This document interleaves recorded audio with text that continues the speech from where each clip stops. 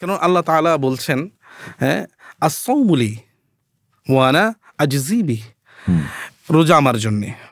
কেননা রোজা সেন্সিটিভ এবং গোপনীয়তার বিষয়। দেখেন, আমি নামাজ আর কি মানুষ দেখানোর জন্য করতে পারি। আমি নামাজ পড়লাম সবাইকে দেখানো, সুন্দরভাবে ১.৫ ঘন্টা লাগিয়ে নামাজ পড়লাম, ঠিক আছে, এটা দেখানো গেল। আমি দান করলাম মানুষকে দেখানোর মতো বিষয়, যাই করলাম, হজ করলাম মানুষকে দেখানোর জন্য হতে পারে, কিন্তু রোজাটা কিন্তু মানুষকে দেখানোর জন্য এটা কোনোভাবেই সম্ভব নয়। কেননা আপনি ঘরে ঢুকে একটু পানি খেয়ে নিলেন, কেউ দেখলো না।